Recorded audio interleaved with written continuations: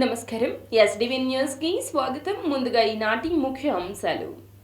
ఆత్మస్తుతి పరనింద అన్న తీరున రాష్ట్రంలోని ప్రతిపక్షాలు వ్యవహరిస్తున్నాయని మండిపడ్డ సెంట్రల్ ఎమ్మెల్యే మల్లాది విష్ణు అభివృద్ధిపై ఏ వేదిక పైనైనా సిద్ధమని వెల్లడి. తనపై చేసిన ఆరోపణలకు ఆధారాలు చూపించాలంటూ డిమాండ్ చేసిన టీడీపీ పాలిట్ బ్యూరో సభ్యులు బోండా ఉమా అవాస్తవాలు ప్రచారం చేస్తున్న సాక్షి మీడియాకు లీగల్ నోటీసులు పంపుతామని వెల్లడి. వైసీపీ నేత కైకాల చరణ్ అకాల మరణానికి చింతిస్తున్నామన్న కాపు కార్పొరేషన్ చైర్మన్ అడపా శేషు వెల్లంపల్లి వేధింపుల వల్లనే కైకాల చరణ్ చనిపోయారంటూ కొన్ని పత్రికల్లో అక్రమ రాతలు రాస్తున్నారంటూ మండిపాటు. వచ్చే ఎన్నికల్లో మరోసారి పవన్ కళ్యాణ్ చంద్రబాబులను కట్టగట్టి హైదరాబాద్ కు పంపేందుకు ప్రజలు సిద్ధంగా ఉన్నారన్న వైసీపీ సెంట్రల్ నియోజకవర్గ ఇన్ఛార్జ్ వెల్లంపల్లి శ్రీనివాస్.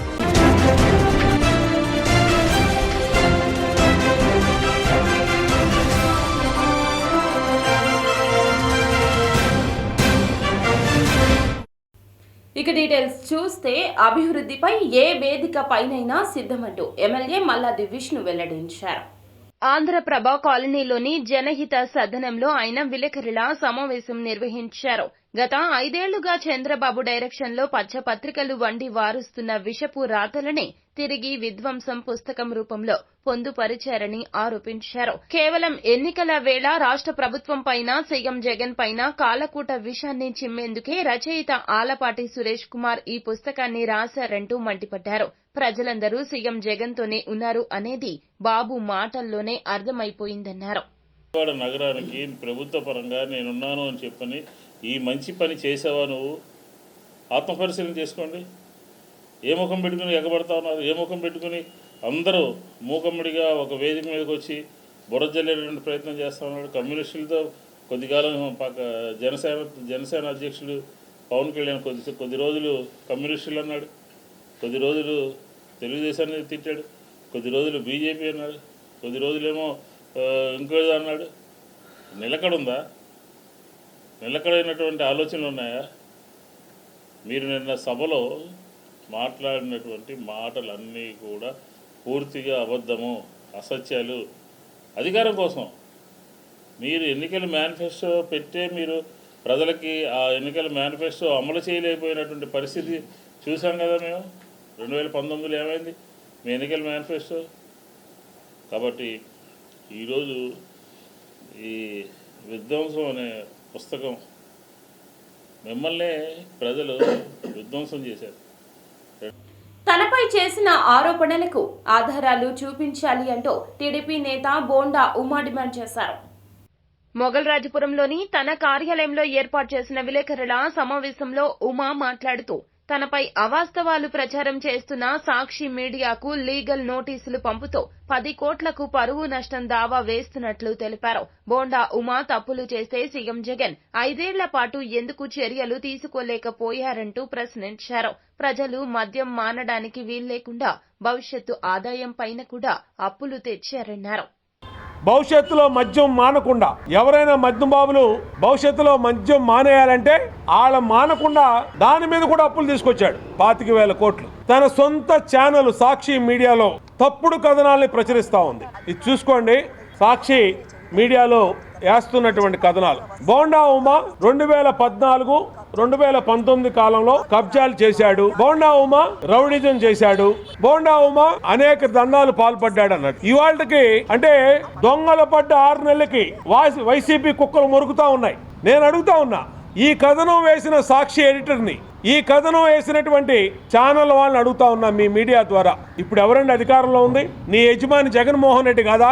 నీ యజమానురాలు భారతీరెడ్డి కాదా అధికారంలో ఉంది? బోండా ఉమా ఉన్న ఎమ్మెల్యేనా? చంద్రబాబు నాయుడు ఏమన్నా ముఖ్యమంత్రి? 5 సంవత్సరాల నుంచి నువ్వు అధికారంలో ఉండి బోండా ఉమా అప్పుడు కబ్జాలు చేస్తే నువ్వు ఇప్పుడు గుడ్డు గుర్రం పళ్ళుతో అవుతున్నావా జగన్ రెడ్డి? వైసీపీ నేత కైకాల చరణ్ అకాల మరణానికి చింతిస్తున్నామని కాపు కార్పొరేషన్ చైర్మన్ అడపా శేషు అన్నారు.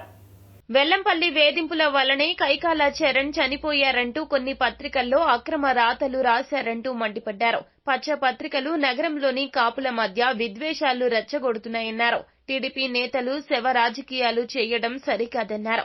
వెల్లంపల్లి వెనకాల తిరుగుతున్నాడని టీడీపీ నేతలు బెదిరించారని మాకు అనుమానంగా ఉందని అన్నారు. కాపు సామాజికి చెందినటువంటి మనిషి కాబట్టి కైకాల చరణ్ చనిపోతే పొద్దున్నే 7:30కి నేను ఎమ్మెల్సీ గారు అట్లాగే వెల్లంపల్లి సీనియర్ గారు తిరుగుతా కూడా 3 రోజుల క్రితం వాళ్ళ ఇంటికి వెళ్ళి కూర్చొని కాఫీ తాగి వెళ్ళినటువంటి పరిస్థితి. ఇక్కడ కాపుల్ని రెచ్చగొట్టడానికి ఎంత దుర్మార్గానికైనా దిగజారిపోయి ప్రచురించటే అనేటువంటి పరిస్థితికి మరి ఈనాడు ఆంధ్రజ్యోతి ఈ స్థాయిలో చేయటం అనేది చాలా దుర్మార్గం. ఈరోజు ఆ కుటుంబం ఆ మనిషిని కోల్పోయి 2 బిడ్డలు, మగపిల్లలు, చిన్నపిల్లలు, ఆర్థిక పరిస్థితే కానీ ఆ కుటుంబ పరిస్థితే కానీ ఆవేదనలో ఉంటే ఇటువంటి ప్రచారాలతో కాపుల మనోభావాలు దెబ్బతీసే విధంగా ఆ పత్రికను రాయటం అనేది చాలా దుర్మార్గమైనటువంటి విషయం. ఈరోజు నగరంలో ఉన్నటువంటి ప్రతి ఒక్క కాపు సోదరుడు కూడా దీన్ని గమనించమని చెప్పి నేను వేడుకుంటా ఉన్నా. ద్రోహం చేసినట్టుగా టీడీపీ వాళ్ళు లేనిపోయిన మాటలన్నీ కల్పించి దీన్ని ఒక అస్త్రంగా ప్రయోగించి కాపుల మీద లేనిపోయిన ముద్ర వేయాలని చూస్తున్నారండి. అందుకనే ఈ రోజున ఇక్కడికి ఈ ప్రెస్ మీట్కి కూడా అందుకనే కాపు కార్పొరేషన్ చైర్మన్ గారు అయినటువంటి మా అడపా శేష్ గారు కూడా రావడం జరిగిందండి. ఎందుకంటే 2 రోజుల నుంచి కూడా దారుణమైన వ్యాఖ్యలు అనమాట. వాళ్ళ సొంత లాభం కోసం ఏం జరిగిందో అసలు పూర్తి స్థాయిలో అసలు వాళ్ళు విచారించకుండా కేవలం వాళ్ళు శవం దగ్గర కూడా రాలేదండి, బాడీ దగ్గరికి. నిన్న పొద్దున్న 4:30కి ఫోన్ వస్తే 5 గంటల ఫోన్ వస్తే అందరం వెళ్ళి అక్కడ కూర్చున్నామండి. మా శేష్ గారు కానీ పేపర్లో వచ్చినటువంటి వార్తలు చూసి మేము చాలా ఆశ్చర్య చెందాం. నిన్నంతా అక్కడే ఉన్నాం మేము. అక్కడ వాళ్ళ కుటుంబాన్ని చూసి మాకెంతో బాధ వేసింది. ఎందుకంటే ఆ పిల్లలను చూస్తుంటే చిన్న పిల్లలు, వాళ్ళ నాన్న లేడని బాధపడుతూ ఒక పక్కన పిల్లలు ఏడుస్తుంటే, కొడుకు పోయాడని ఒక తల్లి ఏడుస్తుంటే, భర్త పోయాడని ఒక భార్య ఏడుస్తుంటే, అన్నయ్య పోయాడని ఒక చెల్లి ఏడుస్తుంటే, ఇవి కనపడని తెలుగుదేశం గోండాలకి ఎవరో ఏదో చేశారని చెప్పి ఆ కుటుంబాన్ని రోడ్డును పడేస్తే ఇప్పుడు ఆ తల్లి ఇంట్లో నుంచి బయటికి రావడానికి భయపడుతున్నారు. ఆ పిల్లలు అలోలక్షణాన్ని బాధపడుతున్నారు. ఏమిటి మా పరిస్థితి? చుట్టుపక్కల అందరూ దొంగల్లా చూసే పరిస్థితి. మరొకసారి పవన్ కళ్యాణ్ చంద్రబాబును హైదరాబాద్కు సాగనంపేందుకు ప్రజలు సిద్ధంగా ఉన్నారని ఎమ్మెల్యే వెల్లంపల్లి అన్నారు. 31వ డివిజన్లో గడప గడపకు మన ప్రభుత్వం కార్యక్రమంలో భాగంగా డివిజన్ కార్పొరేటర్ శిరీష సత్యంతో కలిసి సెంట్రల్ నియోజకవర్గ వైసీపీ సమన్వయకర్త వెల్లంపల్లి డివిజన్లో విస్తృతంగా పర్యటించారు. ఈ సందర్భంగా స్థానికుల నుంచి సమస్యలు అడిగి తెలుసుకున్నారు. అనంతరం ఆయన మాట్లాడుతూ డివిజన్లో చిన్న సమస్యలు తమ దృష్టికి వచ్చాయని, వచ్చిన అన్ని సమస్యలను పూర్తిగా పరిష్కరిస్తామంటూ హామీ ఇచ్చారు. ఎవరైనా కానీ ప్రజలను చూశారా? ఎన్నికలు వస్తున్నాయని చెప్పి ఆర్భాటాలు చేయడం, కదిలిరా అని చెప్పని ఏదో పనికి మాలిన ప్రోగ్రామ్స్ పెట్టుకొని ఏదో గతంలో ఎన్టీఆర్ గారినేమో వెన్నుపోటు పొడిచిన వ్యక్తి మళ్ళీ ఇప్పుడు ఎన్టీఆర్ గారు ఏదైతే కార్యక్రమాలు చేశారో ఆ కార్యక్రమాల్లో పెట్టి మళ్ళీ జనంలో రావాలని ప్రయత్నం చేస్తున్నాడు. పూర్తిగా కూడా ఫెయిల్ అయిపోయాడు. ఎందుకంటే పొత్తులతోనే కాలక్షేపం సరిపోతుంది తప్ప జనాలకి మంచి చేద్దాం అని చెప్పి ఆలోచన ఏమీ లేదు. ఈరోజు జగన్మోహన్ రెడ్డి గారు మీకు మంచి చేస్తేనే, మీ ఇంట్లో మంచి జరిగితేనే నాకు ఓటేయండి అని చెప్పి అంటున్నాడు. కానీ చంద్రబాబు నాయుడు జీవితంలో ఎప్పుడైనా కానీ ఆ మాట చెప్పాడా? పవన్ కళ్యాణ్ కానీ ఎప్పుడైనా చెప్పాడా? 10 ఏళ్ళు పవన్ కళ్యాణ్ పార్టీ పెట్టాడు. ఏం సాధించాడు అసలు ఇంతకీ? వీళ్ళందరూ కలిసి జగన్మోహన్ రెడ్డి గారిని ఓడిస్తారంట. వీళ్ళ పవన్ కళ్యాణ్ కుర్చీ మడత పెట్టి హైదరాబాద్ పంపిస్తారు ముగ్గురిని కూడా. మా ప్రజలందరూ ఆంధ్ర రాష్ట్ర ప్రజలు రెడీగా ఉన్నారు. వీళ్ళ కుర్చీలు మడత పెట్టేసి ముగ్గురిని కలిపి హైదరాబాద్లో పంపిస్తాం అందరిని కూడా. ఆ విధంగా సిద్ధంగా ఉన్నారు. ఆయన కుర్చీలు మడత పెడతామండి. ఏం మడత పెడతాడా? మంగళగిరిలో ఓడిపోయిన వ్యక్తి, జగన్మోహన్ రెడ్డి గారి మీద నుంచోబెట్టిన వ్యక్తి మీద ఓడిపోయినోడు ఇతను సవాల్ ఇసురుతాడేంటి? అసలు ఇతనికి ఏమన్నా సవాల్ ఇసిరే హక్కు ఉందా? అటువంటి ధైర్యం ఉందా? ఏదో 4 మాటలు గట్టిగా మాడితే యూత్ అంతా ఆగుతారని ఈరోజు యూత్ అంతా కూడా జగన్మోహన్ రెడ్డి గారి వైపు ఉన్నారు. ఉద్యోగాలు ఇస్తున్నాడు, అభివృద్ధి చేస్తున్నాడు, పథకాలు ఇస్తున్నాడు, చెప్పిన మాట నిలబడుతున్నాడు. ఇటువంటి వ్యక్తి కావాలి. కానీ పనికిమాలినంత నారా లోకేష్, పవన్ కళ్యాణ్, చంద్రబాబు ఈ రాష్ట్రానికి అవసరం లేని వ్యక్తి అని చెప్పి ప్రతి వాళ్ళకి తెలుసు. చేస్తున్నారు. ప్రజలందరూ కూడా చాలా హ్యాపీగా ఉన్నారు. ప్రతి గడపకి వెళ్ళిన చోటల్లా మాకు పెన్షన్ 1వ తారీఖుల్లో మాకు పెన్షన్ వస్తుందమ్మా, మీకు కాకపోతే ఇంకెవరికి వేస్తామని చెప్పి చాలా భరోసాగా చెప్తున్నారు. చాలా హ్యాపీగా ఉంది. అలాగే ఏదైతే ప్రాబ్లమ్స్ అయితే చెప్పారో అవన్నీ కూడా ఇప్పుడు ఒక్కొక్కటి చాలా వేగవంతంగా చేయడం కూడా జరుగుతుంది. ఈ పసుపు తోటలు ఎక్కువగా డ్రైనేజ్ ప్రాబ్లము, వాటర్ ప్రాబ్లం ఉన్నాయి. అవన్నీ కూడా ఇప్పుడు అక్కడ మన బ్రహ్మాండంగా అందరూ కూడా హారతలు పట్టి ప్రతి ఒక్క ఇంట్లో కూడా చాలా సంతోషంగా ఉన్నారు, చిరునవ్వుతో పలకరిస్తున్నారు. వీరందరికీ కూడా జగనన్నకి మొత్తం ఏకతాటి మీద కూడా అందరూ కూడా గుప్తంగా కూడా జగన్మోహన్ రెడ్డి గెలిపిస్తామని చెప్పి ప్రతి ఒక్కరు కూడా చెప్పడం జరుగుతుంది. అదేవిధంగా మిగతా ఉన్నటువంటి చంద్రబాబు నాయుడు గారు అని వాళ్ళందరినీ కూడా మేము అడుగుతున్నాం, మీరు ఏ ముఖం పెట్టుకొని ఏం చేశారని చెప్పి మీరు ఓటు అడుగుతున్నారు. మేము అన్ని పథకాలు చేశాము. ఈ రోజున ప్రతిదీ చెప్పింది ప్రతిదీ కూడా మీ గడపకి చేర్చే విధంగా కూడా ప్రతి ఒక్కరికి కూడా మేము ఈరోజు ఏదైతే గడప గడపకి తిరుగుతున్నామో మా ఎమ్మెల్యే గారు, సెంట్రల్ కాన్స్టిట్యున్సీ ఇన్ఛార్జి సమన్వయకర్త ఎల్లంపల్లి శ్రీనివాస్ గారు, అలాగే దుర్గగుడి చైర్మన్ రాంబాబు గారు, కార్పొరేటర్ శిరీష గారు, అందరం కలిసి వైసీపీ కార్యకర్తలు కానివ్వండి, నాయకులు అందరం కలిసి గడప గడపకి తిరుగుతుంటే ప్రతి ఒక్కళ్ళు కూడా పథకాలు పొందినోళ్ళు 90%, 31 డివిజన్లో 90% పథకాలు పొందినోళ్ళు ఉన్నారు. అందరూ కూడా ఏప్రిల్ 26వ తేదీన 5 అడుగుల శివ సూర్యుని విగ్రహ ప్రతిష్ఠ నిర్వహిస్తున్నట్లు శ్రీ శివజ్ఞాన పీఠాధిపతి శ్రీ శ్రీ శ్రీ శివాచార్య స్వామి వెల్లడించారు. రథసప్తమి సందర్భంగా సింగనగర్లోని శ్రీ గుజ్జాల సరళాదేవి కళ్యాణ మండపంలో శ్రీ శివజ్ఞాన పీఠాధిపతి శ్రీ శ్రీ శ్రీ శివాచార్య స్వామి ఆధ్వర్యంలో సూర్య వ్రతాన్ని ఘనంగా నిర్వహించారు. సూర్య భగవానుని వ్రతానికి భక్తులు వందలాదిగా తరలివచ్చారు. అత్యంత భక్తి శ్రద్ధలతో పూజలు నిర్వహించారు. ఈ సందర్భంగా శ్రీ శ్రీ శ్రీ శివాచార్య స్వామి మాట్లాడుతూ రథసప్తమి సందర్భంగా శివజ్ఞానం పీఠం ఆధ్వర్యంలో నిర్వహించిన సూర్య భగవానుని వ్రతం అత్యంత వైభవపేతంగా నిర్వహించడం జరిగిందన్నారు. శివజ్ఞాన పీఠం ఆధ్వర్యంలో ఏప్రిల్ 24, 25, 26 ఆలయంలో 5 అడుగుల శివసూర్యుడి యొక్క విగ్రహ ప్రతిష్టా మహోత్సవంలో భాగంగా విజయవాడ మహానగరంలో వాడవాడల్లో కూడా రథాన్ని యాత్ర చేస్తూ 9 రకాల నవగ్రహ వ్రతాలని ఫ్రీ ఆఫ్ కాస్ట్తో రుసుమురహితంగా చేస్తూ ఉన్నాం. దానిలో భాగంగా ప్రథమంగా మా నగరాధ్యక్షులైనటువంటి గార్లపాటి సుదర్శనరావు గారు గుజ్జల సరళాదేవి కళ్యాణ మండపాన్ని మాకు ఏర్పాటు చేసి మన పీఠానికి సభ్యులందరికీ కూడా తదితర సామాగ్రిని కూడా ఏర్పాటు చేసి దాత చక్కగా సేవ చేయడం జరిగింది. ఈరోజు సూర్యవ్రతాన్ని 100 మంది సూర్యవ్రతాన్ని చక్కగా ఆచరించి స్వామి యొక్క అనుగ్రహాన్ని పొంది ఉన్నారు. అలాగే 26వ తారీఖు సోమవ్రతం కలదు. అందరికీ కూడా ఆహ్వానాన్ని మన మీడియా బృందం ద్వారా అందిస్తూ ఉన్నాం. చాలా విశేషమైనటువంటి వ్రతం. రథసప్తమి సంవత్సరానికి ఒక్కమారే సంభవిస్తుంది.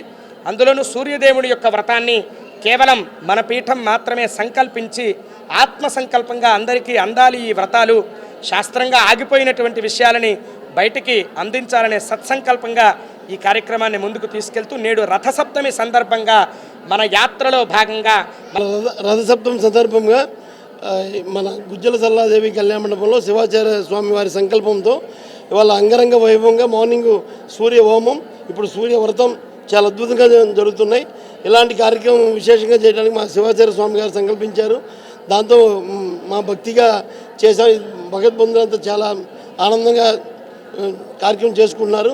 ఇలాంటి ఎన్నో చేయడానికి మేము ముందుంటామని శివాచార్య గారి వారి సంకల్పంతో ఎన్నో కార్యక్రమాలు చేస్తామని చెప్తున్నాం. మళ్ళీ రేపు సోమవారం చంద్ర 26 2వ తారీఖు చంద్రుడి శివజ్ఞాన పీఠం తరపున 9 నవగ్రహాలకి 9 వ్రతాలు సంకల్పం చేశాము. 26వ తారీఖు మాచవరం టౌన్లో మన బచ్చు శ్రీధర్ గారిది, బచ్చి కోటయ్య గారి బాలల హాస్టల్ వసతి కార్యాలయంలో చంద్రగ్రహ వ్రతము నిర్వహిస్తున్నారు. భక్తులందరూ వచ్చి పాల్గొనవలను. అలాగే ఏప్రిల్ 25, 24, 25, 26 తారీఖుల్లో నవగ్రహ ప్రతిష్ట 5 అడుగుల శివసూర్య గ్రహ ప్రతిష్ట జరుగుతుంది. సుబ్రహ్మణ్యం ఈరోజు నవగ్రహాల్లో తొలి గ్రహం సూర్యదేవుడు. రథసప్తం సందర్భంగా ఈరోజు సూర్యవ్రతం ప్రారంభించాం. అలాగనే 26వ తారీఖు ఫిబ్రవరి మాసంలో మాచవరం ఆంజనేయ స్వామి గుడి ప్రాంగణం దగ్గర బచ్చు కోటయ్య గారి వసతి గృహంలో 26వ చంద్రవ్రతం చేస్తున్నాము. కావున భక్తులందరూ విచ్చేసి ఈ కార్యక్రమాన్ని జయప్రదం చేయవలసిందిగా కోరుతున్నాం. ఈ వ్రత ఉద్దేశం ఏంటంటే 9 గ్రహాలు ఉంటాయి మనకి. ఈ 9 గ్రహాల్లో 9 వ్రతాలు చేస్తాం.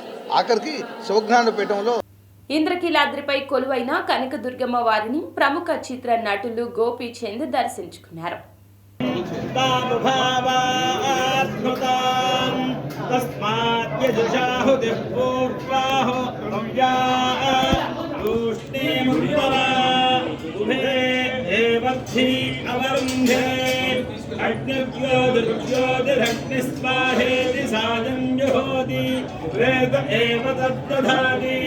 सूर्योज्योतिर्सूर्यस्वाहेति प्रातः प्रेत एव हितं प्रजनयति प्रेतो वा एतस्य हितं न प्रजायते यस्याग्नि సీఎం జగన్మోహన్ రెడ్డి పాలనలో ప్రతి ఒక్కరికి సంక్షేమ పథకాలు అందుతున్నాయని వైసీపీ పశ్చిమ నియోజకవర్గ ఇన్ఛార్జ్ షేక్ ఆసిఫ్ అన్నారు.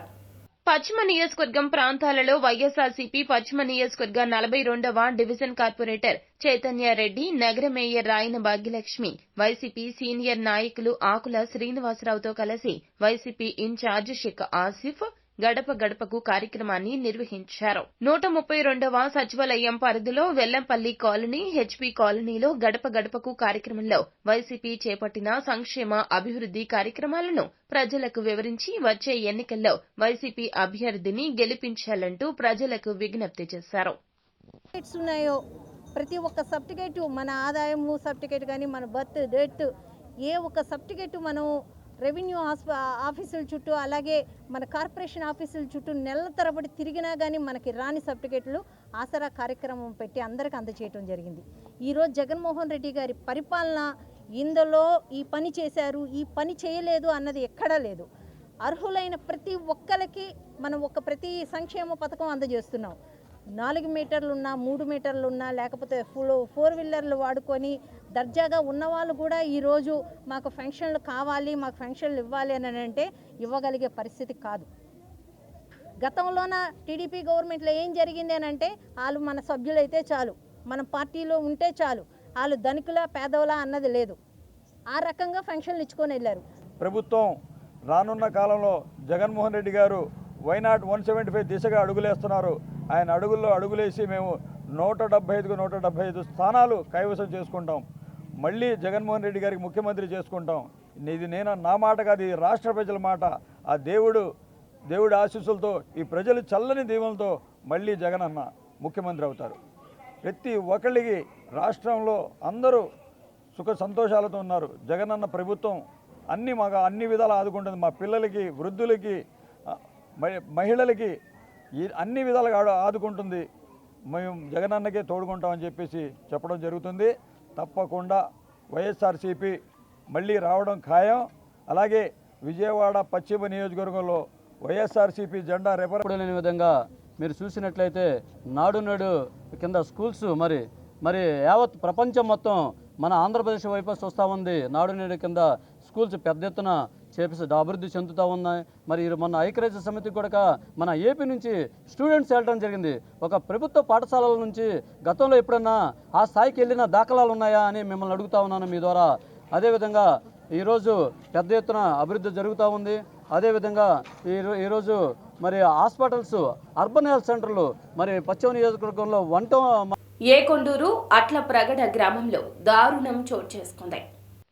ఎన్టీఆర్ జిల్లా వత్సవాయి మండలం గట్టు భీమవరం గ్రామానికి చెందిన అల్లూరి శ్రీనివాస్ అలియాస్ శ్రీను అనే వ్యక్తి ఏకొండూరు మండలం అట్లప్రగడ గ్రామానికి చెందిన గొల్లపూడి కృష్ణవేణిని వివాహం చేసుకున్నాడు. వారికి ఒక 8 సంవత్సరాల పాప ఉన్నందున భార్యాభర్తలు ఇరువురు పలుమార్లు గొడవలు పడుచో విడివిడిగా ఉంటున్నారు. భార్య కృష్ణవేణి దగ్గర కూతురు నివాసం ఉంటున్నందున కూతురు కోసమని వచ్చి భర్త శ్రీనివాస్ ఫుల్ గా మద్యం తాగి ఊరు ప్రజలు అందరూ చూస్తూ ఉండగానే తనంతటా తానుగా కొట్టుడు బోరుకు తలను బాదుకుని మరియు తను వస్తూ వెంట తెచ్చుకున్న చాకుతో తన మెడను తానే కోసుకుని నా కూతురుని నాకు నా వెంట పంపించండి అంటూ పిచ్చిగా ప్రవర్తించాడు. శ్రీనివాస్ చేసిన విధ్వంస కాండకు ఊరి ప్రజలు భయాందోళనకు గురవుతున్నారు.